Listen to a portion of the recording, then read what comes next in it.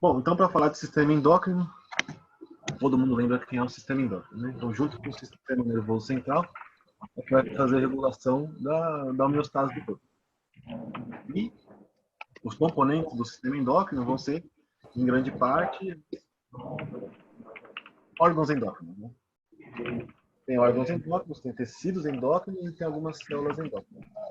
No geral, esse conjunto de órgãos, tecidos e células formam a estrutura geral do sistema endócrino, cuja principal função é a produção de hormônio. Então, síntese e liberação de hormônio. E é importante lembrar que, diferente de glândulas exócrinas, né, a gente tem a liberação dos componentes diretamente na corrente sanguínea, né? A primeira figura mostra isso. Então, toda a liberação endócrina vai para a corrente sanguínea. E aí, esse hormônio ele pode atingir qualquer célula, né? Mas não são todas as células que vão responder a esse hormônio. A célula que responde ao hormônio a gente vai chamar de célula-alvo. Por isso tem esse alvozinho aqui. Então, no sistema endócrino, o hormônio é liberado na corrente sanguínea e só as células-alvo é que vão ter um receptor para esse hormônio. Então, aqui tem um exemplo. Então, uma célula que tem um receptor para um hormônio recebe ali, faz a ligação, né, de receptor hormonal e exerce sua função, seja lá qual for. Se for, por exemplo, uma célula da tireoide, vai produzir T4, né, tiroxina. Agora, se eu tenho uma célula que não tem um receptor para esse hormônio vai bater em volta dela, não vai acontecer absolutamente nada. Para que haja função do hormônio, eu preciso ter uma célula-alvo. Não adianta a célula não ter célula-alvo, que ela não vai responder àquele hormônio. É por isso que o hormônio tem uma função específica para cada célula. Beleza? E aí a gente tem três tipos principais de hormônio, né? Então, hormônios peptídicos, né, os proteicos, são bem grandões, formados de aminoácidos. Por exemplo, insulina, glucagon, antidiurético. Hormônios derivados de fenóis, né? Então hormônio tiroidiano, adrenalina. E os hormônios esteroidais, né? Então aqui o núcleo, ciclopentano, peridofenantreno. Não precisa lembrar esse nome, não vou cobrar. Mas é ele que existe aqui, núcleo, ciclopentano, peridofenantreno. Então tem os hormônios do córtex suprarrenal, hormônio sexual, né? Que inclusive o hormônio sexual faz parte do córtex suprarrenal. Mas são os três tipos hormonais principais que a gente vai encontrar: peptídicos, fenólicos e esteroides.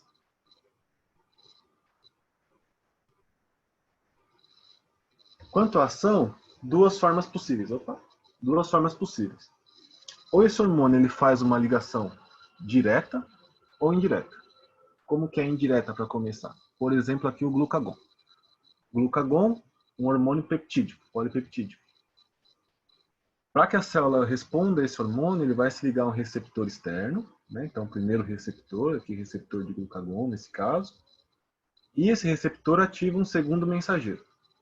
A ativação do segundo mensageiro faz rodar o metabolismo para a função desejada. Então, a função do glucagon é aumentar o nível de glicose no sangue. Então, ele se liga ali a um receptor, o receptor se liga a um receptor mensageiro, um segundo mensageiro, e aí eu consigo fazer toda a cadeia metabólica para a célula produzir mais glicose, para liberar glicose, no caso aqui, uma célula do fígado, né? Bem como eu posso ter, por exemplo, o hormônio esteroide, que adentra a membrana celular, né? Então ele pode atravessar a membrana, e com isso ele se liga diretamente no núcleo. Então aqui eu tenho uma ação direta do hormônio com o núcleo, diferente do que acontece com o segundo mensageiro. Basicamente são essas duas funções que a gente tem. Então, os hormônios peptídicos vão se ligar a um segundo mensageiro, hormônios esteroides se ligam diretamente no DNA, então a resposta é um pouco mais rápida nesse caso aqui. E os hormônios fenólicos podem exercer as duas funções, depende de qual hormônio que a gente está falando. Nas glândulas endócrinas principais que a gente encontra, então, aqui não está contando hipotálamo, né, mas o hipotálamo também se conta. A pituitária, que é a hipófise, é outro nome que a gente pode dar. Então, tireoides, paratireoides, adrenais ou suprarrenais, são dois nomes que a gente pode dar aqui. Pâncreas endócrino ovários, testículos, né, no macho. E algumas células também têm função endócrina, como a célula principal lá no estômago.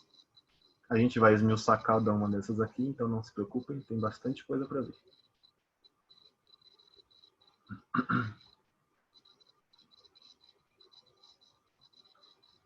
Travou. Na função hormonal, então o hormônio vai funcionar por meio de feedbacks, né? Então, como que é um feedback? Vamos considerar aqui o sistema hipotálamo, hipófise e tireoide, né? Hipotálamo, hipófise e tireoide.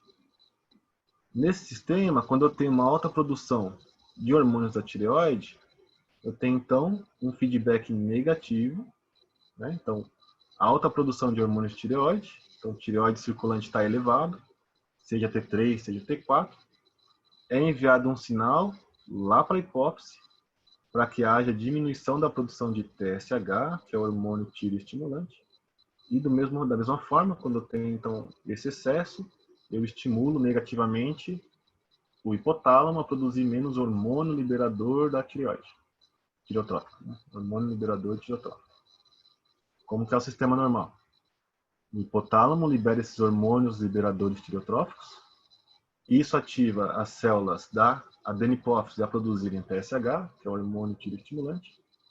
E o hormônio tireoestimulante induz a produção de hormônio da tireoide. Aumentou a tireoide na circulação, então, para a produção de TSH, para a produção de TRH. Beleza? Pode acontecer ainda casos de feedback negativo, né? Pode acontecer, por exemplo, lá no ovário, quando eu tenho alta produção de estrógeno ou progesterona, que eu tenho uma retroalimentação positiva para a hipófise produzir hormônios luteinizantes e hormônio foliculoestimulante. Esse não é tão comum. O mais comum é quando eu tenho um aumento de alguma estrutura, que haja também a diminuição daquele que gerou o último hormônio, que foi aqui no caso da tireoide. Dúvidas aí? Não? Sim? Apareceu um morto aqui. Olha, apareceu uma telinha. Chat.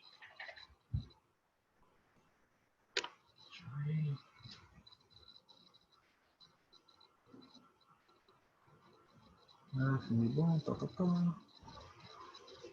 Liga o microfone.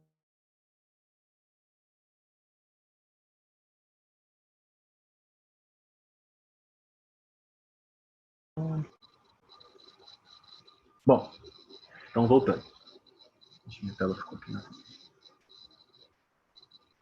Então, vamos começar pela hipófise, falando um pouquinho da estrutura de hipófise. Então, a hipófise, eu tenho duas formas, né? A adenipófise e a neurohipófise. Então, os hormônios liberadores vêm do hipotálamo, né? Tanto para a neurohipófise quanto para a adenipófise. Então, o hipotálamo produz hormônios liberadores. Esses hormônios atingem células específicas da adenipófise, né? Dependendo de quem eu estimulei, então eu tenho estímulo para a produção de algum hormônio. Então, pode ser a prolactina, que vai agir em glândula mamária, hormônio folículo estimulante, hormônio luteinizante, que age em testículo e ovário, hormônio tireoestimulante na tireoide, hormônio adrenocorticotrófico na suprarrenal ou adrenal, essa pequenininha, e o hormônio do crescimento, né, que é o GH, que age nos ossos. Essa é a função principal de adenipófise. E neurohipófise, produção de ocitocina para a glândula mamária, ADH, que é antidiurético renal, e ocitocina para o útero. Dentro da estrutura macroscópica, então, eu tenho dentro da adenipófise a pars tuberalis, a pars distalis e a pars intermédia. A principal de todas, a pars distalis, né, que a gente mais vai comentar aqui. E a neurohipófise tem a pars nervosa, que é a continuação direta do hipotálamo. Aqui tudo da fisiologia. Então, aqui a visão microscópica, né, a pars intermédia, pars nervosa, que faz parte da neurohipófise, pars tuberalis e a pars distalis, essa mais avermelhada, eosinofílica, a mais importante aqui da adenipófise. Na microestrutura, então pensando aqui na pars distalis, né? Então, eu tenho células que a gente vai chamar de cromófilas e cromófobas. Embora não esteja escrito aqui as células cromófilas, né? As cromófilas são as acidófilas e as basófilas. Não vamos confundir as coisas. Então, cromófilas acidófilas fazem produção de GH e prolactina. Cromófilas basófilas, essas mais arroxeadas. Então, acidófilas mais avermelhadas, eosinofílicas, rosinha. E as basófilas, essas roxas. Né? Então, cromófilas basófilas, mais basofílicas, mais roxas. Essas fazem produção de LH, FSH e TSH. E as cromófobas, que não são nem avermelhadas, nem arroxeadas, essas fazem produção de ACTH, hormônio adrenocorticotrófico. Beleza? Então, de novo, duas classificações: cromófilas e cromófobas. As cromófilas eu divido em acidófilas mais avermelhadas e basófilas as arroxeadas. Cromófilas acidófilas, GH e prolactina. Cromófilas basófilas, LH, FSH e TSH. Cromófobas, ACTH. Deixa eu ver se vocês falaram alguma coisa.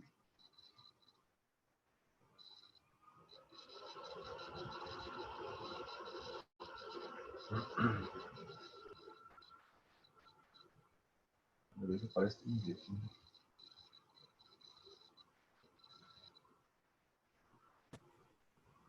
Tá. Passando. A tireoide. Então, a tireoide localizada ali em região cervical, né? Alta vascularização, geralmente em glândula está em pars. E ali eu tenho dois tipos de célula principal. As células tireoidianas, que fazem parte aqui do folículo tireoidiano, toda essa estrutura da seta. Né? O coloide central, fazem a produção então da tiroxina, T3, T4.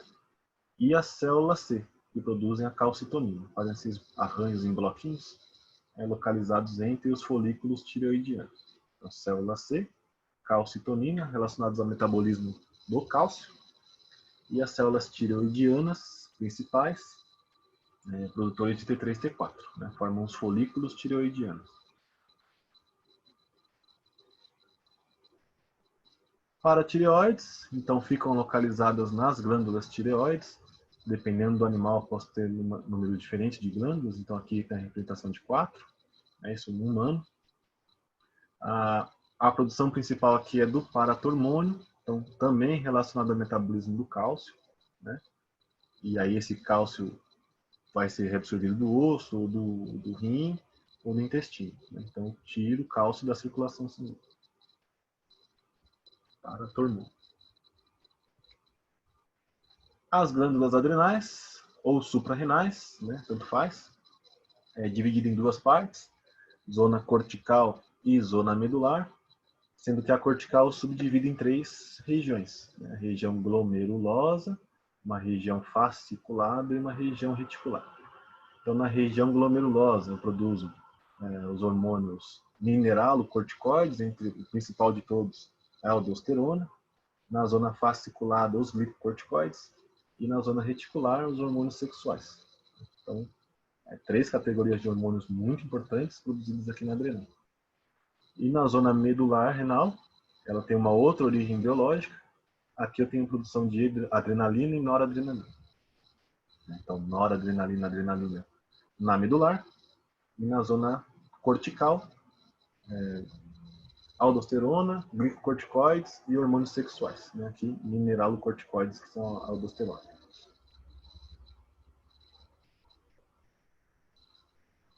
Pâncreas, então tem 2 porções, exócrina e endócrina. O que importa agora é a endócrina. Em um outro momento falaremos da exócrina, lá na patologia digestória.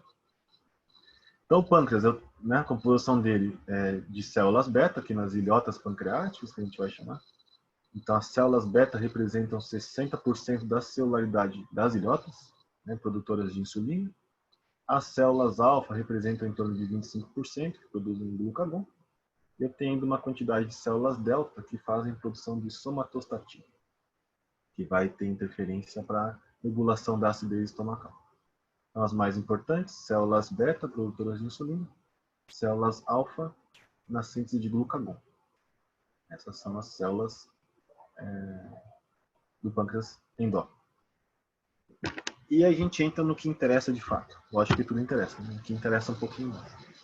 Os mecanismos que vão levar ao desenvolvimento das disfunções endócrinas. E aí a gente tem, entre o primeiro aqui, hipofunção da glândula endócrina. O que é uma hipofunção de uma glândula endócrina? Deixa de exercer seu papel principal, que é produzir um hormônio, né? Por algum motivo X, ela está diminuindo sua função de produção hormonal. Daí eu tenho duas subclassificações. Essa hipofunção pode ser primária ou ela pode ser secundária. Como que eu divido isso? Eu vou voltar no slide aqui, que acho que vai ser mais fácil. Aqui. Quando eu digo que uma célula tem hipofunção primária glandular, quer dizer que aquela célula produtora do hormônio, né, então aqui, quem produz o TSH? A tireoide. Então, se eu tenho uma hipofunção de tireoide, eu tenho uma hipofunção primária de tireoide, por um motivo qualquer. Se o motivo que levou à disfunção da tireoide atinge diretamente a tireoide, então eu tenho uma hipofunção primária. Agora, se o motivo que levou uma diminuição da produção desse hormônio da tireoide foi anterior a essa glândula, por exemplo, se for na hipófise, então tem algum problema hipofisário que impossibilitou a secreção de TSH. Então, se eu não tenho produção de TSH, eu não tenho produção de hormônios da tireoide. Então, eu vou dizer que isso aqui é uma hipofunção secundária. Isso costuma dar problemas, né, na cabeça, na cachola. Então, de novo, se eu tenho, por exemplo, uma tireoidite linfocítica, então, está cheio de processo inflamatório aqui na tireoide. Então, essa tireoide vai ser incapaz de produzir hormônio tireoidiano. É uma hipofunção primária de glândula tireoide. Ou se eu tenho um carcinoma super invasivo que destruiu as células hormonais. Então, eu tenho uma hipofunção primária de tireoide, não produz T3, T4. Agora, vamos considerar que eu tenho uma neoplasia, um carcinomatosa, que está destruindo minhas células hormonais na hipófise. Então, por ter destruição das células da hipófise, eu não tenho produção de TSH. Como eu não tenho produção de TSH, eu não tenho estímulo para produzir T3, T4. Aqui é uma hipofunção, então, secundária da glândula. E se fosse no hipotálamo? Aí eu tenho uma hipofunção terciária. Lembrando que não é sempre que a lesão é na hipófise que eu vou ter uma lesão secundária. Eu posso ter uma lesão na hipófise que age diretamente aqui na DH. E não está produzindo a DH. Aí eu vou ter uma hipofunção primária de neurohipófise, por exemplo. Confuso, eu sei. Mas é assim. Andy, então nesse caso eu posso considerar tudo que está anterior à célula-alvo, ela seria secundária ou terciária? Isso. Então a célula-alvo, glândula tireoidiana, né, os folículos tireoidianos. Se eu tenho um problema nessas glândulas, então é primário. Porque eu quero produzir T3, T4. Se o problema foi na célula-alvo da neurohipófise ou da adenipófise, e a minha ideia é que tem a produção na tireoide, então é secundário. No hipotálamo terciário. Antes disso, para em algum canto? Vai até terciário ou isso vai voltando? Aí para por aí, né? Tá. Para por aí. E aí eu posso ter as disfunções neuronais, né? E vai sistema nervoso central, já entra no sistema nervoso. Beleza. Vamos descendo aqui. Então, primária e secundária. Então, eu vou trazer exemplos, né? Então, primária. Né? Por função primária de glândula endócrina. Então, destruição de células secretoras. É um dos motivos, né? Por exemplo, danos imunomediados, foi o que eu citei de exemplo. Então, a tireoidite linfocítica, que inclusive representa mais 50% de casos de hipotireoidismo nos cães. Né? Então, uma tireoidite linfocítica é um processo inflamatório grave, está representado na imagem aqui, grave, que impossibilita a produção do colóide, né, que vai fazer a produção de T3, T4. Então, esse é um dano imunomediado, né, de causa por origens desconhecidas, acomete os folículos e leva a uma hipofunção primária da glândula tireoide. Bem como eu posso ter uma falha em diferenciação, ainda na vida embrionária, né, de células secretoras de hormônios tróficos lá no ectoderma orofaríngeo do embrião. Isso é uma disfunção da hipófise que vai levar a um nanismo pituitário. Então, os animais anõezinhos. Então, embora seja na hipófise, é uma lesão primária, porque o GH é produzido diretamente pela hipófise. Entendeu? Hipofunções secundárias. Então, aqui uma lesão destrutiva na glândula pituitária, na hipófise. Então, neoplasias, né? Então, interfere na secreção de múltiplos hormônios tróficos. Dependendo da região da neoplasia, qual foi a célula cometida, a célula-alvo hipofisária cometida, eu vou ter uma repercussão nas células glandulares inferiores. A hipofunção vai levar a disfunções de córtex adrenal, células foliculares tiroidianas, gonadais, são as principais relacionadas à hipófise. Então, hipofunções secundárias. Assim como tem a hipofunção, também existe a hiperfunção da glândula, que também divide em primária, secundária e terciária. Então, primária e secundária são as principais, por isso que elas estão destacadas ali. Então, por exemplo, hiperplasias, neoplasias da glândula endócrina que sintetiza hormônio secretor, né, em modo autônomo e em quantidade excessiva. Isso leva a uma hiperfunção da célula-alvo.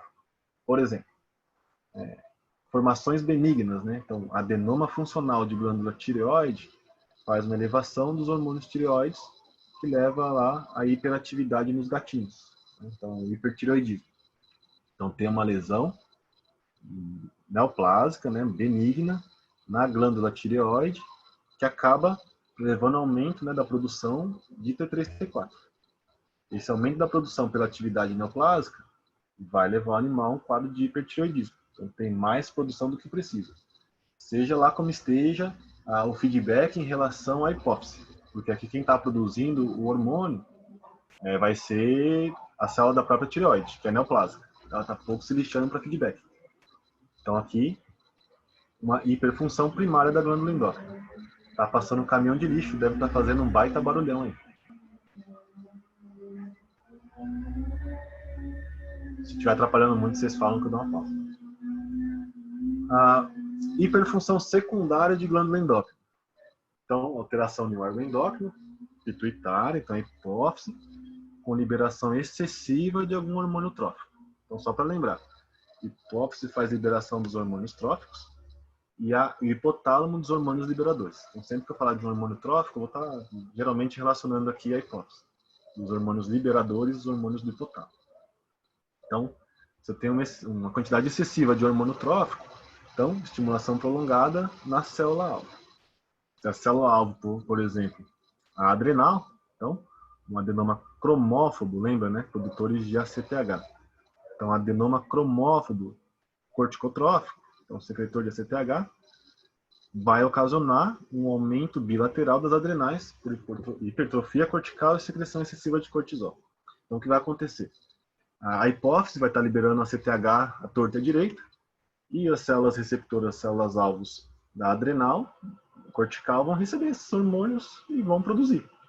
Como elas vão produzindo, elas precisam aumentar a demanda, porque vem muita ACTH. Então elas entram no quadro de hipertrofia. Então tem hipertrofia da adrenocortical. Isso a gente conhece como hiperadrenocorticismo. A gente vai falar mais para frente também. Super importante nos cães.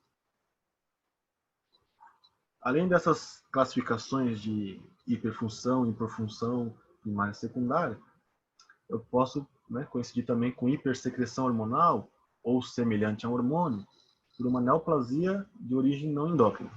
O que é isso? Acontece especialmente com esse carinha, que é o adenocarcinoma do saco anal, em que ele faz a produção de uma proteína que lembra muito o paratormônio.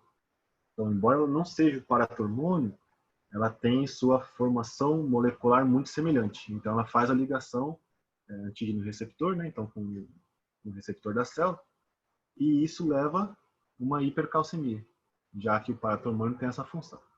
O paratormônio tem a função de retirar o cálcio dos ossos e mandar para a circulação sanguínea. Então, como o paratormônio é muito parecido com esse hormônio produzido pela adenocarcinoma do saco anal, então a resposta vai ser a mesma.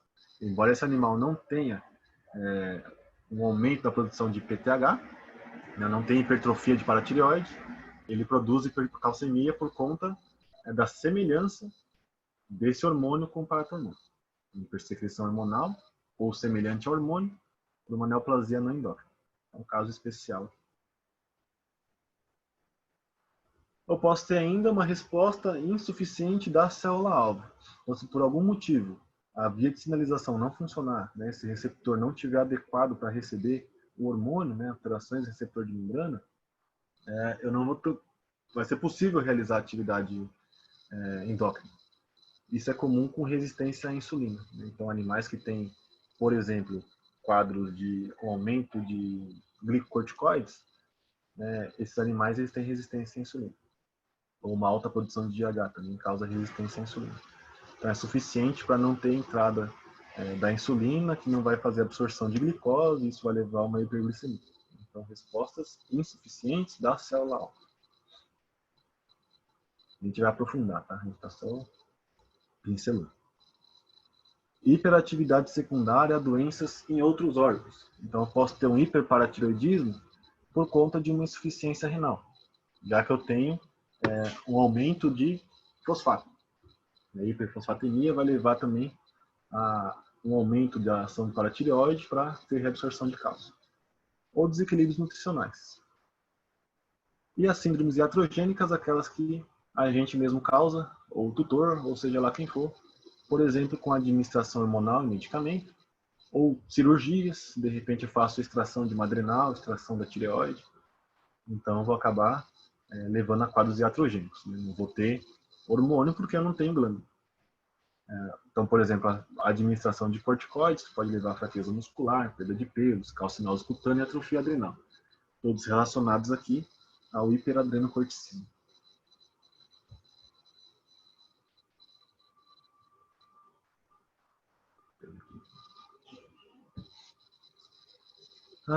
Agora falando especificamente da hipófise, né? Então, adenomas secretores do ACTH. Então, adenomas, neoplasias benignas, né?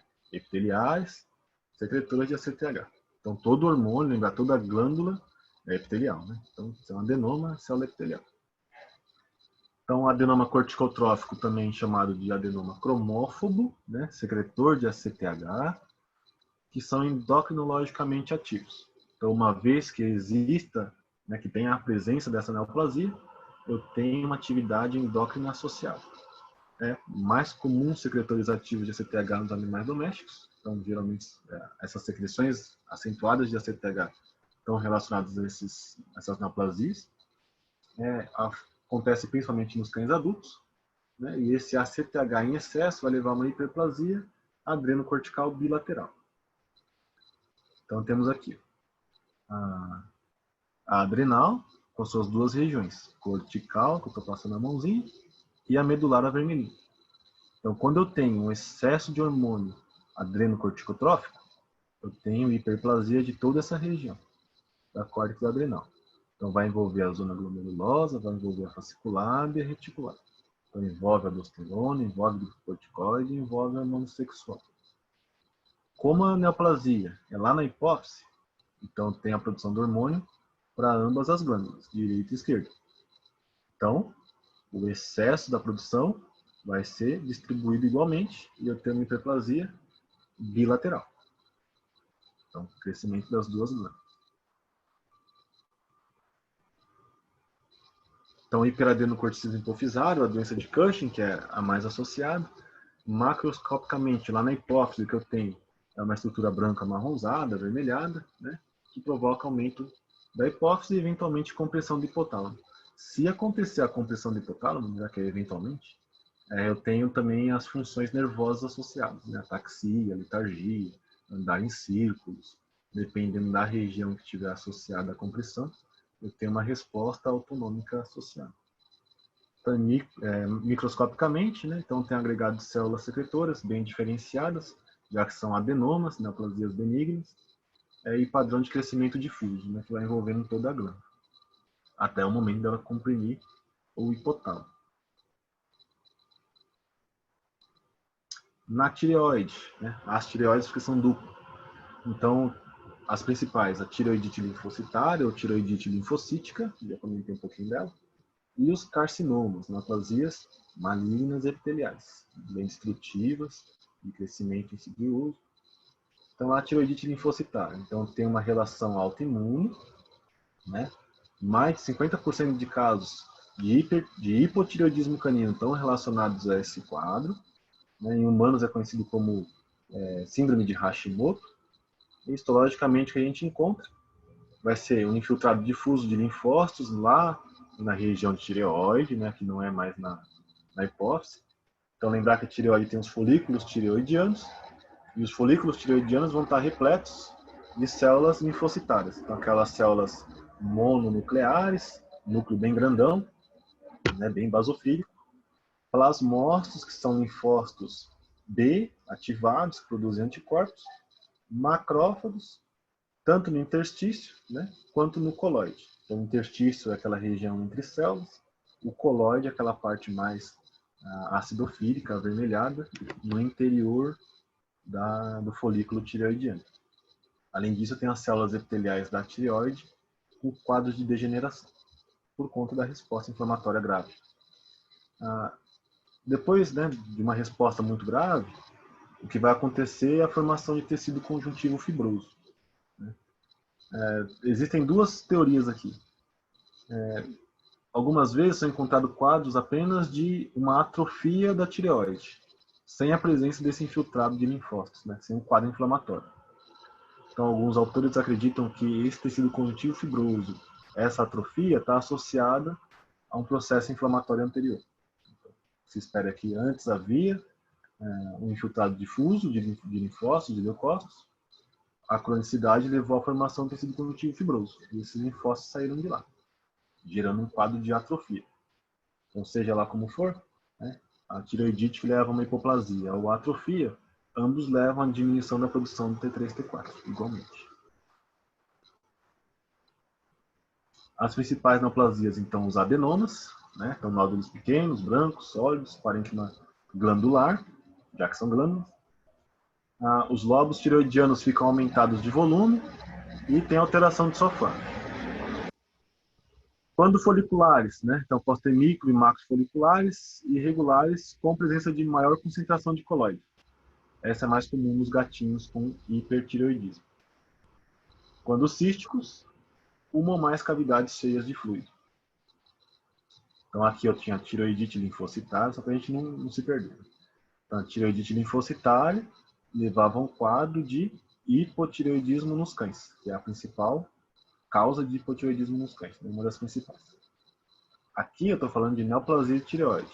Então, adenoma, neoplasia benigna, né? E está relacionado principalmente aqui ao hipertireoidismo nos gatos. Né?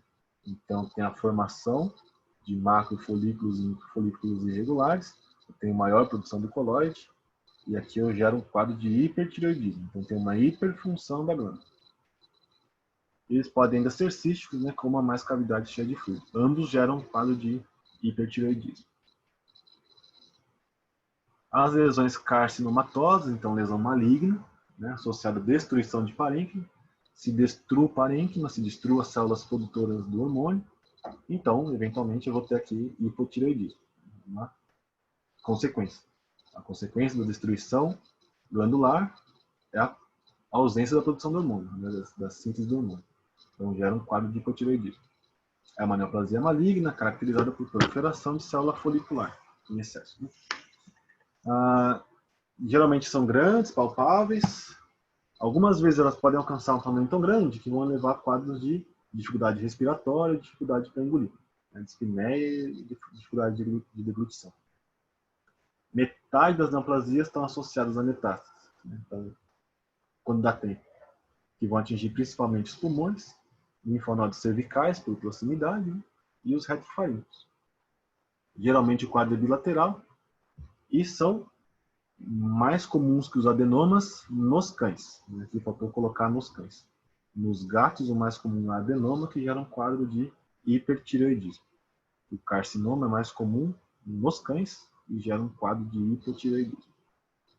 Belezinha? Beleza.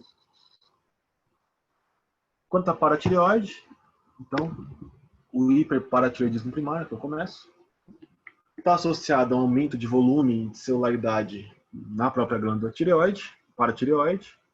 E é um quadro raro em todas as espécies, que vai coincidir com níveis elevados do paratormônio, né? Então gera um quadro de hipercalcemia. E a hipercalcemia vai levar a um quadro de fraqueza muscular, redução de densidade óssea, mineralização do parênquima. Então aqui é uma calcificação distrófica, que a gente vai chamar.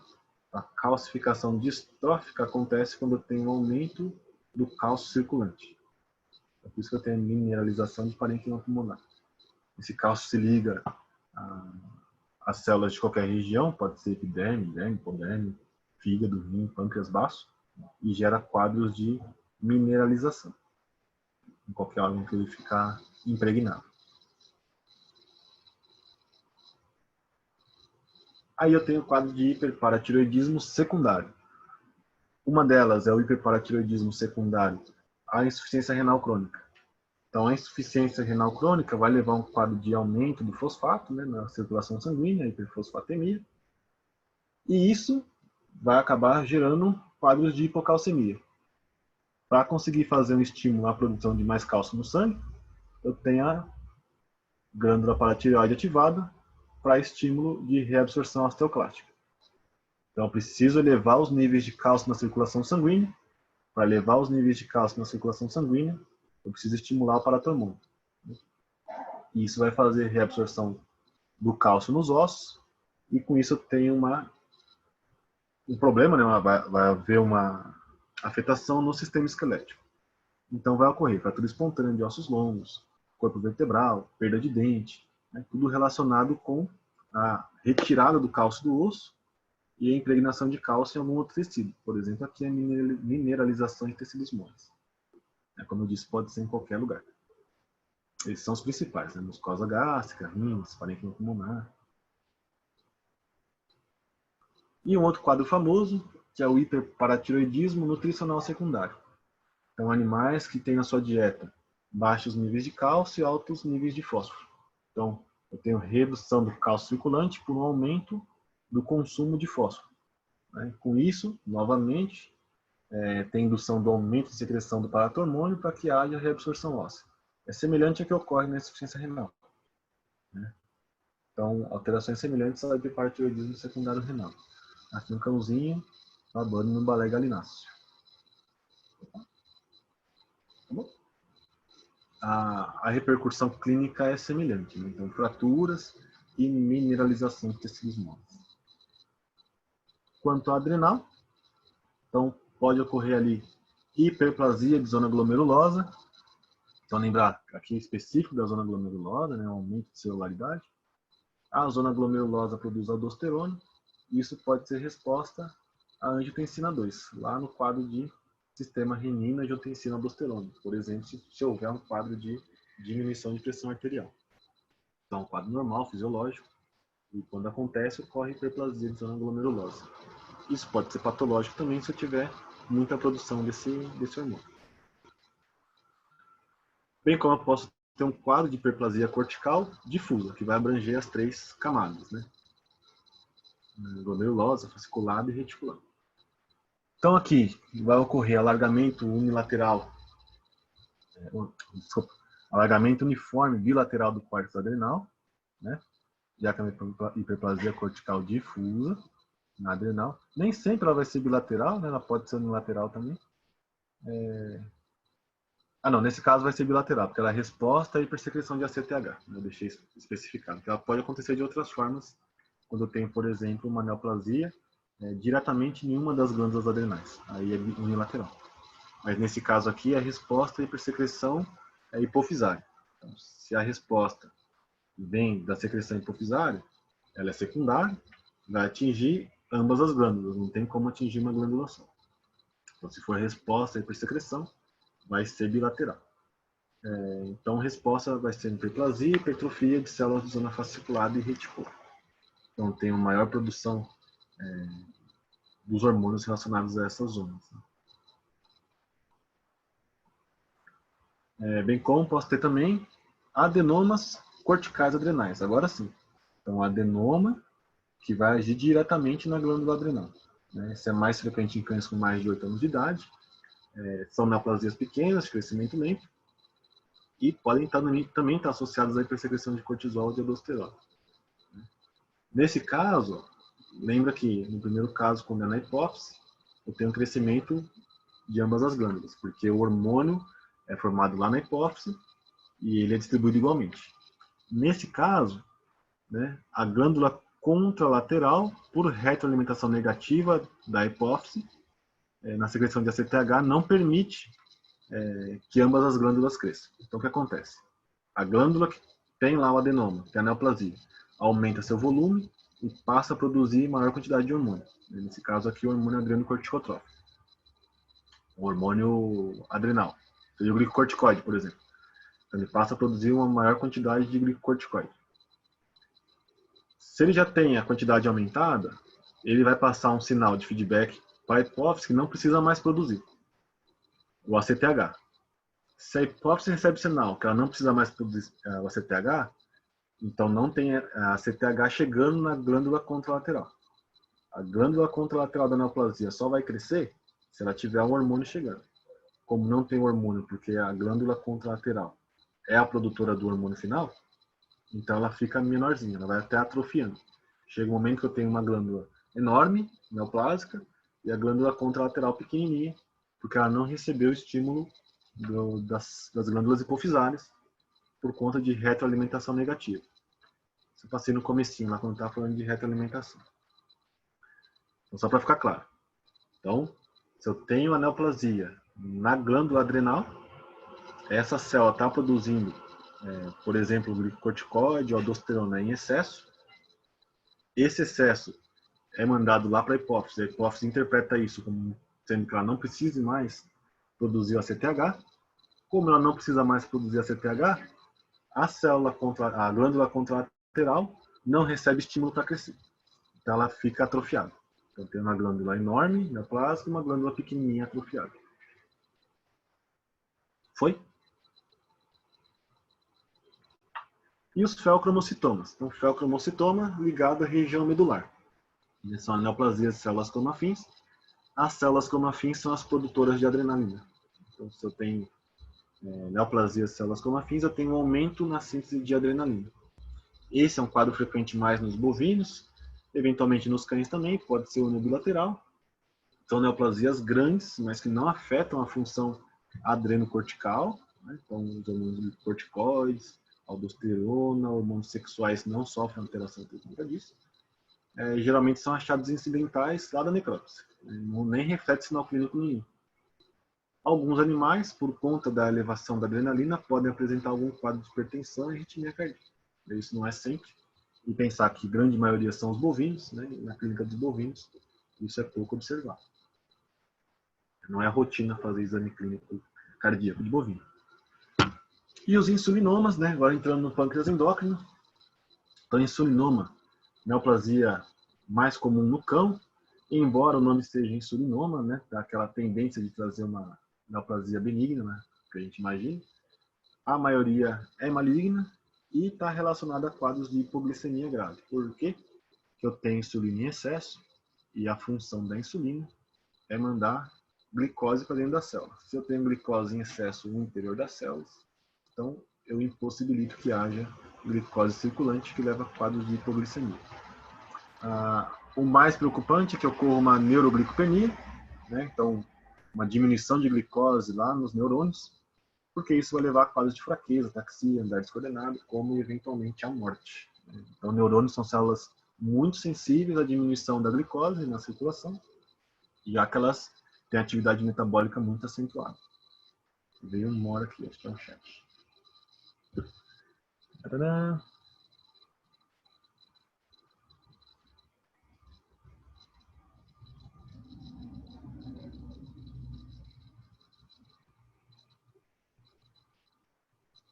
Deixa eu ver. Na neurohipófise pode ser primário também. O que pode ser primário na neurohipófise? Um quadro primário pode. Se for, por exemplo, com a formação lá da ocitocina, pode sim ser primário de neurohipófise. Com o tempo pode ficar resistente, causar hiperglicemia. O insulinoma não. O insulinoma, uma vez que ele está ativo, ele vai cursar com quadros de hipoglicemia grave. Hiper não. É diferente no quadro de diabetes, né? No gato, principalmente. O gato pode ter esses rebotes de hiperglicemia, mas aqui não. Falando em diabetes, né? Então, diabetes mellitus, também relacionado ao pâncreas. Então, nos cães, eu vou dividir em cães e gatos aqui para nós. Nos cães, o mais comum é a diabetes mellitus dependente da insulina, né? Então, a diabetes mellitus do tipo 1. O que isso quer dizer? Que os cães que a gente encontra na clínica, que tem um quadro que cursa com diabetes, geralmente eles necessitam, né, de insulina para que eu consiga fazer o funcionamento adequado do sistema. É diferente, por exemplo, a gente tem o ser humano, a maioria é tipo 2. Muitas vezes o controle dietético já consegue controlar a diabetes. Nesse caso, nos cães, quando é diabetes tipo 1, eu tenho uma alta destruição das células produtoras de insulina. Então, eu não tenho células suficientes para produzir insulina. Então, esse animal necessariamente vai precisar de insulina exógena. Não tem por onde correr. E os cães, 99% das vezes, vão cursar com diabetes mellitus dependente de insulina, que é tipo 1. As fêmeas são as mais prevalentes, até 2 vezes mais, e na idade que varia de 4 a 14 anos, então abrange qualquer idade. A etiologia multifatorial, então pode ser genética, infecciosa, medicamentosa, por obesidade, nas pancreatites. As causas principais relacionadas à genética e à obesidade. E dentro da patogênese, o que a gente encontra é uma diminuição na concentração de insulina, então tem uma menor quantidade de células beta produzindo insulina. Como eu tenho pouca célula beta produzindo insulina, a glicose não consegue entrar na célula, né? Então tem lá um quadro de hiperglicemia, a glicose não entra. Com isso, eu tenho produção no fígado, né? Então de gliconeogênese, uma tentativa de produzir glicose. O sistema não reconhece que não há glicose no organismo, né? Apenas ele sabe que não tem no interior da célula. Então tenta produzir glicose, faz gliconeogênese. Com isso, eu tenho quebra dessa glicose formada, faz a glicogenólise, e isso leva a um quadro de hiperglicemia maior ainda. De tanto fazer glicogenólise, eu levo também a um quadro de cetoacidose diabética. A cetoacidose que é uma consequência da glicogenólise. Para eu quebrar moléculas de gordura, né, de ácidos graxos e formar glicose, eu formo corpos cetônicos. E esses corpos cetônicos têm um caráter ácido, e isso vai gerar um quadro clínico chamado de cetoacidose. Vocês vão estudar muito ele ainda.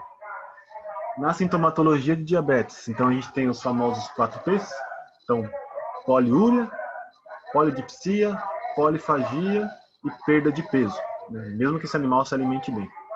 Então poliúria, uma urina em excesso, polifagia, uma alimentação em excesso, polidipsia, muita sede, tomando muita água, e a perda de peso, o animal que está entrando em caquexia. Esses animais precisam de insulina por toda a vida, de maneira crescente. Aqui está escrito errado, está crescente, mas enfim, de maneira crescente.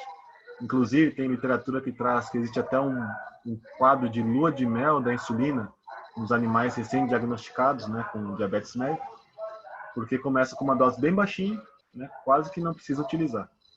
E à medida que o tempo vai passando, eu vou ter que ir aumentando essa dose, aumentando, até que chega um momento que o organismo não é capaz de produzir nada de insulina e ele tem dependência total da minha insulina exógena.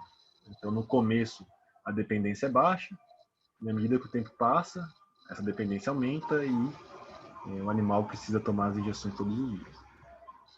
As principais complicações são a catarata, né? Então, a catarata tem um desarranjo das fibras do cristalino, né? Então, perco a arquitetura das fibras do cristalino e com isso eu tenho perda de visão parcial. É recuperável por cirurgia, né? Felizmente, 80% dos cães se recuperam de catarata com cirurgia. E tem um dado que mostra que até 90% dos cães com diabetes em algum momento vão desenvolver a catarata. A hepatomegalia, que está associada à gliconeogênese hepática, então eu tenho lipidose hepática, e um quadro de neuropatia diabética, né, que é a polineuropatia distal, que esses animais podem ter desmelinização axonal. Então, problemas nas células de Chivan, e com isso eles têm problemas de locomoção, principalmente. Né? Então, ataxia, dificuldade para subir escada. E um outro dado é que 50% desses animais têm associados a diabetes um quadro hipertensivo. Né? A causa é imprecisa, é um achado. Então, metade dos cães que têm diabetes tem também hipertensão arterial sistêmica, tanto diastólica quanto sistólica.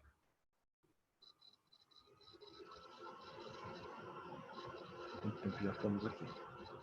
Credo. Então, nos gatitos, então os gatos, diferente dos cães, os principais acometidos são os machos, né? Machos castrados, com mais de 9 anos. O quadro pode ser relacionado a uma degeneração das células beta, lá do pâncreas, a amiloidose pancreática. Então, a amiloidose são proteínas que se aglomeram em torno dos vasos sanguíneos, né, insolúveis, e a pancreatite crônica. Então, são 3 quadros possíveis que levam ao quadro de diabetes no gato. No gato, a principal, né, então, a diabetes mellitus não dependente de insulina, que a gente conhece por diabetes tipo 2. 50 a 70% dos gatos vão coincidir com essa diabetes que não depende de insulina imediata. Então é que a gente divide aqui, ó, em casos transitórios, de tipo 2 e tipo 1. Então, boa parte dos animais que chegam no consultório, o simples tratamento dietético consegue recompor a atividade das células beta e esse animal volta sem sintomatologia nenhuma, não precisa tomar insulina. Alguns vão desenvolver diabetes tipo 2, esses animais podem tomar hiperglicemiantes orais, por exemplo, fazem o controle da diabetes, podem regredir ou pode ficar nesse quadro e depois avançar para o tipo 1. E alguns animais vão ter o tipo 1, vão ser dependentes de insulina e vai ser a vida toda. A sintomatologia é semelhante aos cães, né, os 4 P's, poliúria, polifagia, polidipsia, perda de peso. E uma das observações que se faz é que ocorre uma troca de areia constante desses animais, já que eles estão urinando muito. Eles vão muito às suas liteiras, às suas caixinhas. Então, é isso que se observa.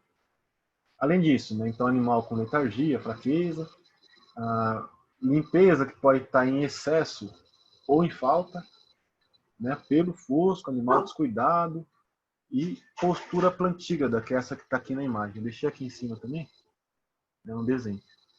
Então, esses animais, por conta da polineuropatia diabética, né, então, que afeta lá os axônios, né, das células de Schwann, eles perdem interação nervosa autonômica. Então, olha o que acontece. Em vez de ele ficar com sua posição normal, ele faz esse plantígrado, como se fosse nossos pés. Né? Isso pode acontecer no membro posterior e no membro anterior também. Se acontece no interior, é porque o negócio está grave mesmo. Isso pode ser reversível, dependendo do grau de diabetes que esse animal está, né? Quanto tempo que ele está com essa posição. Então, pancreatite crônica, perda de peso, neuropatias periféricas, que são esses quadros, e cetoacidose diabética são as principais complicações no gato. Essa polineuropatia diabética. Bem interessante. Gato com pancreatite crônica apresenta insuficiência pancreática também. Esse gato tem nas duas partes, tanto posterior quanto anterior. Um quadro já bastante avançado, mais grave. Ainda assim, tratado com insulina. O hipertireoidismo felino, eu estou falando agora das doenças mais importantes. Né? Então, hipertireoidismo felino, então, comum nos felinos idosos, e hipersecreção de hormônios T3 e T4. A patogenia desconhecida, né? Fatores de risco incluem idade avançada e sinais clínicos variáveis com início insidioso. Então, dentro aqui do hipertireoidismo, embora a patogenia seja desconhecida, a etiologia está relacionada principalmente àqueles adenomas glandulares. Né? Então, os glandulares benignos são os adenomas, representam 98% dos casos de hipertireoidismo no gato. Né? Isso causa hiperplasia nodular, pode ser múltipla ou adenomas. Então, mais de 70% das vezes o quadro é bilateral. Se o quadro for unilateral, né, então os outros 30%, a glândula contralateral vai estar atrofiada. Então, é o mesmo sistema que acontece lá no hiperadenocorticite. Se eu tenho uma glândula produzindo, ela inibe a hipófise e a outra fica atrofiada. Se eu tenho as duas glândulas produtoras, então, ótimo, as duas ficam elevadas e eu tenho o quadro bilateral. A sintomatologia clínica, então aqui tem um gato representando. Então, o principal componente é esse aumento de volume cervical, né, relacionado ao bócio. Então, o aumento de volume tireoide, né? Esses animais, normalmente, eles têm associado ao hipertireoidismo quadro de cardiomiopatia hipertrófica. Então, lembra que o hormônio T3, T4 é associado ao aumento de metabolismo, né? Então, essa cardiomiopatia hipertrófica, com aumento de ventrículo esquerdo, né? Então, aumento de contração ventricular esquerda, aumento de fração de ejeção. Esses animais também, eventualmente, têm insuficiência renal. Infecções do trato urinário são comuns, embora eles não apresentem a sintomatologia clínica. Muitas vezes é um achado, então tem que ser pesquisado. Hipertensão sistêmica também está associada e reflete muito a cardiomiopatia hipertrófica, além de distúrbios gastrointestinais. A gente está acabando, tá? Então, são animais inquietos, né? Então, com muita proatividade, emagrecimento progressivo, tendendo a catexia, pelos irregulares, rarefação pilosa, né? Menos quantidade de pelo. Um animal que pouco faz suas limpezas diárias. Esse é um quadro de hipertireoidismo felino. É muito comum nos gatos. Então, além disso, é um animal que se alimenta demais, não tem polifagia exacerbada. Ele come muito, mas mesmo assim ele perde muito peso, por conta do seu metabolismo acelerado. Do lado oposto, nós temos o hipotireoidismo. Nesse caso, o hipotireoidismo é mais comum nos cães. Então, aqui o que vai acontecer é a produção ineficiente dos hormônios tireoidianos.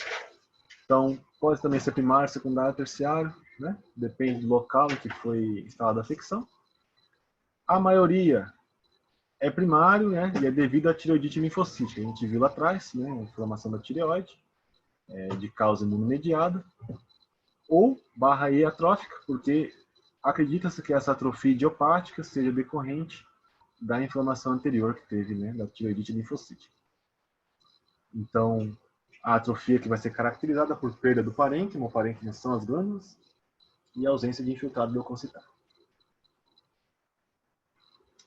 Quando secundário, né, hipofisário, está relacionado à diminuição da secreção do TSH, né, isso ocorre em menos de 5% dos casos, é uma disfunção hipofisária, então secundário. Pode ainda ocorrer uma disfunção terciária, né, e além disso eu tenho causas iatrogênicas. Por exemplo, tratamento com iodo, né, de repente esse animal recebe algum fármaco que tenha muita quantidade de iodo, fármacos antitireoidianos por conta de alguma neoplasia tireoidiana, e casos de tireoidectomia, né, que foi feita a remoção cirúrgica, a exerese. Se não tem o órgão, então não há produção do hormônio.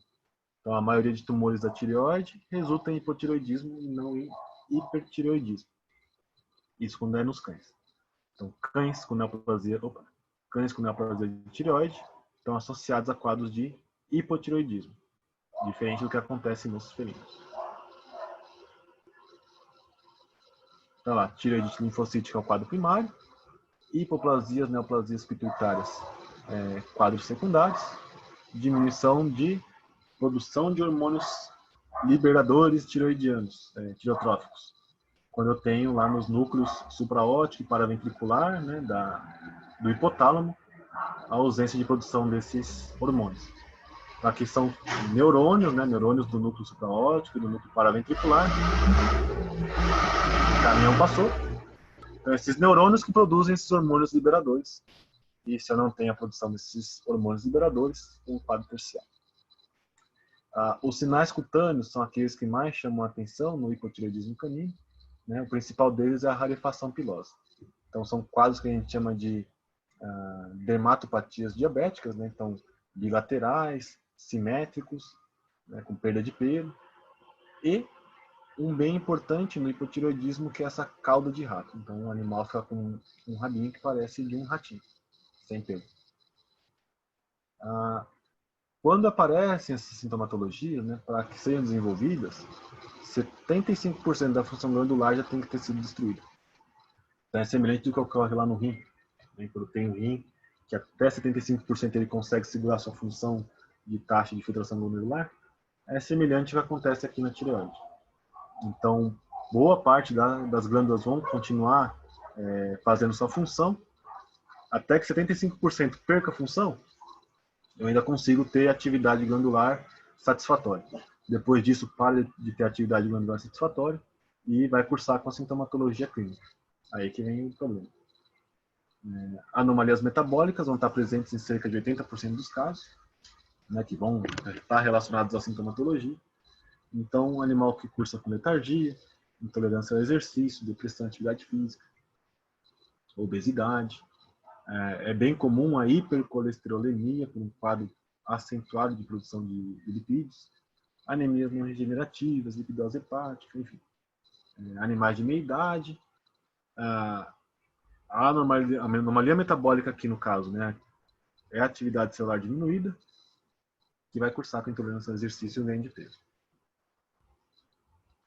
Existe ainda uma manifestação cutânea bastante comum, que é esse mixedema de face. Então, no mixedema, eu tenho acúmulo desses mucopolissacarídeos na derme e epiderme. E com isso o animal fica com a cara inchada, bem inchada, que é tradicional de se encontrar nos cães com hipotireoidismo. Então tem uma cara meio tristinha esses animais. É comum. Eu não trouxe imagem, devia ter colocado aqui. Quando eu for disponibilizá-lo, eu coloco. É bem comum. Além disso, pode ocorrer ainda as manifestações neuromusculares, né? Então desmelinização, acúmulo de mucopolissacarídeos perineuronais, então, que vão gerar convulsão, ataxia, andar em círculo, fraqueza. Então, vocês percebam que a alteração endócrina está relacionada a tudo. Então, a sintomatologia também vai estar relacionada a praticamente tudo. É muito difícil a gente, né, pegar pela sintomatologia geral os quadros, embora tenha algumas coisas que chamem mais atenção. Né? Por exemplo, a diabetes dos 4Ps, no hipotireoidismo, a cauda em rato, enfim. Então, a etiologia idiopática e iatrogênica, afeta as cadelas jovens de meia idade. Então, aqui já mudei o quadro, né? Então, é hipoadrenocorticismo, desculpa. Então, hipoadrenocorticismo. Agora, uma hipofunção, né, da região cortical da adrenal. Hipoadrenocorticismo canino. É um quadro raro, não é muito comum, mas pega muita gente de surpresa na emergência, né, que tem uma sintomatologia um tanto quanto xaropinha, que a gente vai abordar já. Então, a etiologia também idiopática, na grande parte das vezes, a gente não sabe a origem, mas pode ter formação por neoplasia ou causas iatrogênicas, né, se eu faço a retirada do órgão. Então, afeta principalmente as cadelas jovens de meia idade, e aí eu tenho que considerar as zonas da adrenal. O que acontece? Como eu tenho hipoadrenocorticismo, então eu tenho atrofia, né, uma diminuição no volume de todas as camadas do córtex da adrenal. Com isso, se eu tenho diminuição da zona glomerular, então tenho diminuição da produção dos mineralocorticoides. Se eu tenho diminuição de produção de mineralocorticoides, esses caras eles têm a função de reabsorver cloreto de sódio e excretar o potássio na urina. Se eu tenho a menor produção deles, então eu tenho menos reabsorção de cloreto de sódio e menos excreção de potássio. Então, a menor reabsorção de sódio, eu vou chamar de hiponatremia, né? Que se eu não estou reabsorvendo, eu estou excretando. Então, isso fica sendo perdido na urina. Então, na circulação ele vai estar diminuído. Então, hiponatremia vai cursar também com hipovolemia. Se eu não tenho uma concentração osmolar suficiente no interstício, eu perco a água do plasma para o interior da célula. Então, vai gerar hipovolemia. Então, no rim, essa hipovolemia cursa com azotemia. Então, elevação dos níveis de ureia e creatinina pré-renal. No sistema nervoso central, a ausência, né, desse sódio vai levar a uma degeneração neuronal. Eu vou ter um incremento de água no interior do neurônio. Né? Então, uma degeneração aquosa. Enquanto a hipercalemia, né, então o potássio que era para estar sendo excretado está retido no organismo, gera um quadro de hipercalemia. O quadro hipercalêmico no coração está associado a uma bradicardia, então diminuição da frequência cardíaca. E na musculatura esquelética, esse excesso de potássio gera fraqueza muscular. Então, olha que loucura. Esse hipoadrenocorticismo vai estar associado à azotenia pré-renal, degeneração neuronal, então vai ter sistema nervoso, sintomatologia nervosa associada, bradicardia, fraqueza muscular, anorexia, êmesis, perda de peso, que além deles eu tenho também diminuição de glicocorticoide. Então, diminuir o glicocorticoide, tem anorexia, êmesis, perda de peso. Então é um quadro muito amplo. O animal pode chegar convulsionando, por exemplo, a pessoa não faz a menor ideia do que seja aquilo. Né? Felizmente o tratamento é muito semelhante ao tratamento de insuficiência renal aguda, né? Soro, né? Tem que fazer um soro sem presença de potássio, que é o soro fisiológico melhor que pode fazer. E com isso o animal se recupera. O quadro de hipoadrenocorticismo, ele é para a vida toda. Né? O animal que tem hipoadrenocorticismo não recupera suas células. Então ele tem que fazer tratamento para a vida toda. Existe tratamento, mas é para sempre. A contrapartida, né? O quadro mais comum de todos, acho que já está acabando. A gente já está aqui bastante tempo. É o hiperadrenocorticismo. Né? Então, o hiperadrenocorticismo agora é uma hiperfunção adrenocortical, né? Então, de curso longo, insidioso, demora muito a aparecer sintomas, né? Com elevada e prolongada ação do cortisol. É uma endocrinopatia mais frequente dos cães, então é muito comum ver cachorro com hiperadrenocorticismo. E geralmente, né, resultado de estimulação pelo ACTH liberado por um adenoma funcional. Aqui está geralmente, mas isso quando ele é espontâneo. Então, nos quadros espontâneos de hiperadrenocorticismo, o principal é esse aqui mesmo, relacionado à neoplasia, né, que é o adenoma funcional da adenopófise, aquele cromófobo, né, que gera hiperplasia e hipertrofia cortical. Isso vai acometer ambas adrenais. Então, essa é a forma mais comum de acontecer naturalmente. Mas a forma iatrogênica, que é a que a gente causa, né, agente veterinário ou tutor, são as mais comuns de todas. E aqui duas coisas podem acontecer. O hiperadrenocorticismo iatrogênico, quando eu tenho um excesso de glicocorticoide que é dado a esse animal. Né? Então, se eu faço muita administração de glicocorticoide, sei lá, o animal tem muito prurido, né? Muita coceira. Eu quero imunossuprimir para parar de coçar. Então, o excesso vai levar a uma diminuição da adrenal. Então, ocorre hipoplasia bilateral, uma vez que as glândulas adrenais estão em desuso. O cortisol exógeno vai inibir a produção do hormônio. Legal. Então, na medida que eu estou oferecendo um hormônio corticoide para esse animal, eu tenho uma hipofunção da adrenal. Mas eu tenho hiperadrenocorticismo porque o glicocorticoide está atuando em excesso. Se eu parar de uma vez essa aplicação, o que vai acontecer é que essa glândula não volta ao seu tamanho normal e eu vou entrar num quadro de hipoadrenocorticismo. Então, quando eu faço uso de glicocorticoides, né, administração de glicocorticoides, o desmame tem que ser aos poucos. Então, se o animal faz uso, sei lá, 4 vezes ao dia, ele vai fazer 4 vezes ao dia uma semana, daqui uma semana ele vai fazer 2 vezes ao dia, depois uma vez, depois a cada 48 horas, para que ocorra o desmame e essas células voltem a funcionar normalmente. Se não fizer isso, né, então eu vou cursar com hiperadrenocorticismo inicial e depois vou acabar com hipoadrenocorticismo. Esse animal não vai produzir mais os hormônios da adrenocortical. E vai ter essa sintomatologia toda do hipoadrenocorticismo. Então aqui, um animal com a síndrome de Cushing, né, que é o hiperadrenocorticismo. Uma das coisas que mais chama a atenção é esse abdômen pendular, de parede abdominal bem fininha, né, essa carinha de triste. Então, poliúria, polidipsia e polifagia, sem perda de peso, respiração ofegante, né, fraqueza, o tônus muscular abdominal está diminuído, então ele tem esse abdômen pendular, as endocrinopatias diabéticas, não, estou viajando, dermatopatias endócrinas, né, então alopecia, pele fina e hiperpigmentação da pele, e isso tende a ser simétrico, né? Então, as rarefações pilosas, né, o animal perde pelo de forma simétrica e bilateral, além desse abdômen pendular de parede fina e todos os outros sintomas, claro.